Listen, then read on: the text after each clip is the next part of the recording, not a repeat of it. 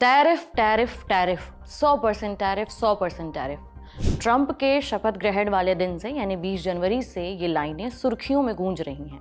दरअसल Donald Trump ने BRICS देशों पर 100% टैरिफ लगाने की धमकी दी है, क्योंकि चीन, रूस, ब्राजील और दक्षिण अफ्रीका समेत भारत भी ब्रिक्स देशों का हिस्सा है। और ट्रंप अगर अपने मंसूबों पर आगे बढ़ते हैं तो इसकी जद में सिर्फ ब्रिक्स ही नहीं, पूरा का पूरा ग्लोबल ट्रेड आएगा, क्योंकि इस फैसले से आएगी महंगाई, बहुत भारी महंगाई, जिसकी भरपाई होगी आपकी और हमारी जेब से। दुनिया भर में कारोबारी जगत में हल्ला मच चुका है, इंक्लूडिंग भारत। सभी देश नाप तोल कर रहे हैं कि अगर डोनाल्ड ट्रंप टैरिफ लगा देते हैं तो उसका क्या असर पड़ेगा, उससे निपटा कैसे जाएगा। लेकिन खौफ, डर और हल्ले के इधर शांति से अगर देखा जाए तो पता चलता है कि डोनाल्ड ट्रंप धमकी जरूर दे रहे हैं, लेकिन ये धमकी उनकी गीदड़ भभकी ज्यादा लग रही है। और इससे इधर अगर वो चाहें तो भी 100% टैरिफ नहीं लगा सकते। क्यों? यही जानेंगे आज के खर्चा पानी में। बात करेंगे ट्रंप ब्रिक्स देशों पर 100% टैरिफ क्यों लगाना चाहते हैं। क्या 100% टैरिफ लगाना प्रैक्टिकली पॉसिबल है? अगर हाँ तो क्यों, और अगर नहीं तो फिर वो इसकी धमकी क्यों दे रहे हैं?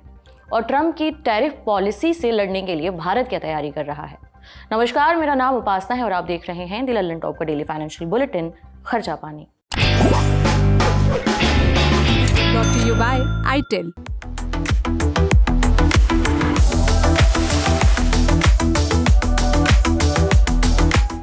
सबसे पहले जानते हैं ट्रंप ने टैरिफ को लेकर क्या कहा है।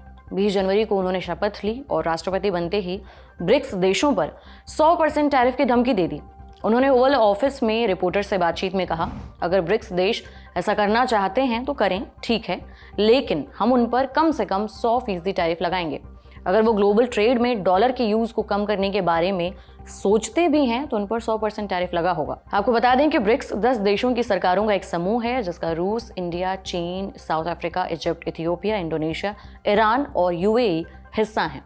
और ब्रिक्स इकलौता ऐसा इंटरनेशनल ऑर्गेनाइजेशन है जिसका अमेरिका हिस्सा नहीं है। ट्रंप ब्रिक्स देशों पर 100% टैरिफ की धमकी क्यों दे रहे हैं, इस पर आएंगे, लेकिन इससे पहले थोड़ा सा कॉन्सेप्ट क्लियर कर लेते हैं। मसलन टैरिफ होता क्या है और ये लगाए क्यों जाते हैं।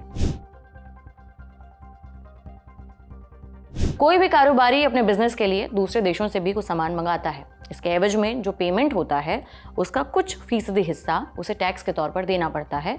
इसे ही टैरिफ, इंपोर्ट ड्यूटी या कई बार कस्टम ड्यूटी भी कहते हैं। टैरिफ इंडस्ट्रियल पॉलिसी का बहुत ही अहम हिस्सा है। टैरिफ लगाने के पीछे कई तरह के मकसद होते हैं, जैसे सरकार की कमाई बढ़ाने के लिए। बल्कि अमेरिका में इनकम टैक्स कानून आने से पहले वहाँ की सरकार की कमाई का सबसे बड़ा हिस्सा टैरिफ ही था। लेकिन वर्ल्ड वॉर 2 के बाद ग्लोबल ट्रेड बढ़ना शुरू हुआ और धीरे धीरे टैरिफ की दरें कम होती चली गईं। कई मामलों में तो आपसी रिश्ते बेहतर करने के लिए दो देश टैरिफ कम कर देते हैं या फिर कई बार फ्री ट्रेड एग्रीमेंट कर लेते हैं, मतलब जीरो टैरिफ कर देते हैं। उन दोनों देशों में किसी भी सामान की आवाजाही पर, इंपोर्ट या एक्सपोर्ट पर किसी भी तरीके का टैक्स नहीं लगता है। मिसाल के तौर पर किसी चीज़ पर अगर 20% का टैरिफ लगता है तो इसका मतलब है अगर कोई अमेरिकी कारोबारी मेक्सिको से, मान लेते हैं, या किसी भी देश से 100 रुपये का सामान मंगाता है तो उसे 20 रुपये का टैक्स देना होगा। इस तरह उस सामान की लागत बढ़कर 100 रुपये से 120 रुपये हो गई, यानी सरकार को 20 रुपये की एक्स्ट्रा कमाई हुई। घरेलू मार्केट को बढ़ावा देने के लिए भी इंपोर्ट टैरिफ लगाए जाते हैं। दरअसल टैरिफ लगने से आयात महंगा हो जाता है, जो बिजनेसेस के लिए फायदे से ज़्यादा घाटे का सौदा बन जाता है। ऐसे में कारोबारी बाहर से सामान मंगाने की बजाय अपने ही देश के मैन्युफैक्चरर से सामान खरीदने को प्रायोरिटी देते हैं, पसंद करने लगते हैं। और इस तरह सरकारें कई बार टैरिफ लगाकर घरेलू मैन्युफैक्चरिंग बढ़ाने के टूल की तरह भी इस्तेमाल करती हैं। ट्रंप सरकार का भी कुछ ऐसा ही इरादा है। इसके अलावा कई बार देश अपने यहाँ लो क्वालिटी के सामान दूसरे देशों में डंप करने लगते हैं, जिससे कारोबारी सेंटिमेंट खराब होता है। ऐसे आयात को रोकने के लिए भी कई सरकारें दूसरे देश की चीज़ों पर टैक्स लगा देती हैं। लेकिन अमेरिका का रुख शुरू से ऐसा नहीं था इंपोर्ट टैरिफ को लेकर। कभी यही अमेरिका ग्लोबल फ्री ट्रेड और सस्ते टैरिफ की वकालत करता था, मगर बीते कुछ सालों में उसका रुख बदला है। वजह है अमेरिका में मैन्युफैक्चर सेक्टर में घटी हुई नौकरियां। इसका कारण फ्री ट्रेड को बताया गया। अब ट्रंप ने इसी स्थिति को बदलने के वादे के साथ वापसी की है और टैरिफ को लेकर उनके जो बयान आ रहे हैं वो उनके इरादे को साफ कर रहे हैं। हालांकि टैरिफ अगर समझदारी से लगाए जाएं तो एक फायदेमंद सिस्टम है, लेकिन ट्रंप जिस हिसाब से 100% टैरिफ की बात कर रहे हैं उससे दूसरे देशों पर तो असर पड़ता है, लेकिन इसका असर अमेरिकी इकोनॉमी को भी झेलना पड़ेगा। कैसे, बताते हैं। दरअसल ट्रंप इससे पहले जब सत्ता में आए थे तब भी उन्होंने टैरिफ खूब थोपे थे। इस टैरिफ का अमेरिका की इकोनॉमी पर कैसा असर पड़ा, इसे लेकर कई स्टडी भी हुई। एक ग्लोबल मीडिया रिपोर्ट ने शंघाई फुडान यूनिवर्सिटी में इकोनॉमिस्ट यांग झू के हवाले से बताया है कि ट्रंप ने चीन पर जो टैरिफ लगाया उसका असर चीन पर तो देखने को मिला, लेकिन अमेरिकी इकोनॉमी पर भी देखने को मिला। MIT, university of Zurich, Harvard और वर्ल्ड बैंक में इकोनॉमिस्ट ने मिलकर एक स्टडी की थी। उसके मुताबिक ट्रंप के टैरिफ से अमेरिका में नौकरियों पर कोई असर नहीं पड़ा। टैरिफ की वजह से अमेरिका में ना तो नौकरियां बढ़ीं और ना ही घटीं, जबकि टैरिफ का मकसद था अमेरिका में नौकरियों को बचाना। जैसे 2018 में ट्रंप ने इंपोर्टेड स्टील पर टैक्स लगाया, उसके बाद स्टील प्लांट में नौकरियों पर कोई भी असर नहीं दिखा। 1,40,000 नौकरियां थीं और उतनी की उतनी ही रहीं। स्टडी के मुताबिक चीन के टैरिफ लगाने से अमेरिका में नौकरियों पर नेगेटिव असर जरूर दिखा, खासकर किसानों पर। कई इकोनॉमिस्ट मानते हैं कि टैरिफ एक सेल्फ डिफीटिंग सिस्टम है, मतलब ये अपने पैर पर कुल्हाड़ी मारने जैसा है। आपको लगता है कि आप अपने देश को बचा रहे हैं, लेकिन ऐसा होता नहीं है। जिन देशों पर टैरिफ लगता है वो जवाबी कार्रवाई भी करते हैं और ओवरऑल इम्पैक्ट जो है वो निल हो जाता है। जैसे अमेरिका ने जब स्टील और एल्यूमिनियम पर टैरिफ थोपा तो जवाबी कार्रवाई में यूरोपियन यूनियन ने बॉर्बन से लेकर हार्ले डेविडसन के मोटरसाइकिलों जैसी चीज़ों अमेरिकी सामानों पर टैक्स लगा दिया। चीन ने भी अमेरिका से आने वाले सोयाबीन और सुअर के मांस पर टैरिफ लगा दिया। अब आते हैं ब्रिक्स देशों पर 100% टैरिफ के धमकी पर। ये धमकी सुनने में डरावनी या खौफनाक लग सकती है, लेकिन ये कतई अनरियलिस्टिक है। मतलब इसे लागू करना प्रैक्टिकली पॉसिबल नहीं है। ये इतनी अनरियलिस्टिक है कि ट्रंप चाहकर भी ब्रिक्स देशों पर 100% टैरिफ नहीं लगा सकते। क्यों? बताते हैं। इसकी 2 वजहें हैं। ब्रिक्स देशों में दुनिया की करीबन 45% आबादी रहती है। ग्लोबल GDP में इनकी हिस्सेदारी 28% है और ग्लोबल एक्सपोर्ट में 21% हिस्सेदारी है। इसलिए अगर ट्रंप इन देशों पर टैरिफ लगा भी देते हैं तो उनके पास बहुत ही लिमिटेड ट्रेडिंग पार्टनर्स बचेंगे। आंकड़ों के मुताबिक एशियाई और यूरोपियन देशों के मुकाबले अमेरिका का ब्रिक्स देशों के साथ ज़्यादा कारोबार होता है। इसमें ब्राज़ील, रूस, इंडिया, चीन और दक्षिण अफ्रीका जैसे देश हैं। ट्रंप का कहना है कि वो लोकल मैन्युफैक्चरिंग को बढ़ावा देंगे, लेकिन ट्रेडिंग पार्टनर जब उनके पास बचेंगे ही नहीं तो वो बेचेंगे किसे। SCO में सोशो इकोनॉमिक और पॉलिटिकल डायनामिक पर एक्सपर्ट एलेक्सी मैस्लो ने एक मीडिया हाउस से कहा, ट्रंप की 100% टैरिफ की धमकी ना सिर्फ अनरियलिस्टिक है बल्कि तुकहीन है। इसका कोई फ़ायदा ही नहीं है। उन्होंने कहा, अगर 100% टैरिफ लगाते हैं तो एशिया और यूरेशिया का बड़ा हिस्सा इन प्रतिबंधों के दायरे में आएगा और US के पास ज़्यादा ट्रेडिंग पार्टनर्स बचेंगे ही नहीं। फिर अमेरिका कारोबार किसके साथ करेगा? इतना ही नहीं, दूसरा असर पड़ेगा कि कई वो ऐसी चीज़ें जो रोज़ दिन के कामों के लिए ज़रूरी हैं, जिन्हें आयात करना ज़रूरी ही है, अगर टैरिफ बढ़ जाता है तो वो चीज़ें महंगी हो जाएंगी।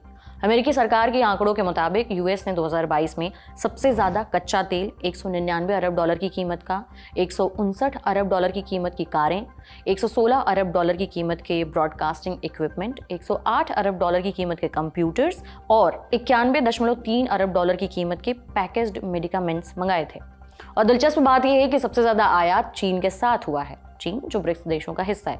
इसलिए अगर 100% टैरिफ लगता है तो अमेरिका में ये सारी चीज़ें बेतहाशा महंगी हो सकती हैं, जो ट्रंप सरकार पर बैकफायर करेंगी। तो कुल मिलाकर जुमा ये कहना है कि ट्रंप के पास स्कोप ही नहीं है कि वो ब्रिक्स देशों पर 100% टैरिफ लगा दें। थिंक टैंक है GTRI, उसके फाउंडर अजय श्रीवास्तव ने ET से यानी इकोनॉमिक टाइम्स से बातचीत में कहा, इतने भारी टैरिफ से अमेरिकी कंज्यूमर्स को सिर्फ नुकसान होगा, क्योंकि इससे आयात महंगा हो जाएगा, ग्लोबल ट्रेड को भी घाटा होगा, और बल्कि उन देशों ने उल्टे टैरिफ लगा दिया तो अमेरिका को डबल दिक्कत होगी। श्रीवास्तव ने कहा कि ये अमेरिका का ही किया धरा है कि आज कई देश डॉलर का विकल्प ढूंढ रहे हैं।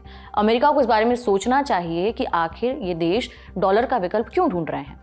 अमेरिका का इतिहास रहा है कि वो अपने प्रभुत्व का फायदा उठाने के लिए स्विफ्ट जैसे ग्लोबल फाइनेंशियल सिस्टम में अपने दबदबे का फायदा उठाकर एक तरफा प्रतिबंध लगाता रहा है। भारत की भलाई ना तो डॉलर की प्रभुता में है, यानी ना उसकी डोमिनेंस में, और ना ही पूरी तरह ब्रिक्स करेंसी को अपनाने में है। कोई भी देश, चाहे अमेरिका ही क्यों ना हो, अगर ऐसा सोच रहा है कि वो ग्लोबल इकोनॉमिक पॉलिसी को रूल कर लेगा तो ऐसा नहीं है, उसे खामियाजा भी भुगतना पड़ेगा। हालांकि इंडिया के विदेश मंत्री S जयशंकर पहले ही साफ कर चुके हैं कि डॉलर को कमजोर करने में भारत की कोई दिलचस्पी नहीं है। उन्होंने कहा, PM मोदी और ट्रंप के बीच व्यक्तिगत रिश्ते भी हैं। जहां तक ब्रिक्स करेंसी की बात है, हमने कभी भी डी डॉलराइजेशन की तरफदारी नहीं की है, यानी कि डॉलर को किनारे रखकर एक दूसरी करेंसी का विकल्प ढूंढने की। फिलहाल ब्रिक्स करेंसी का कोई प्रपोजल नहीं है।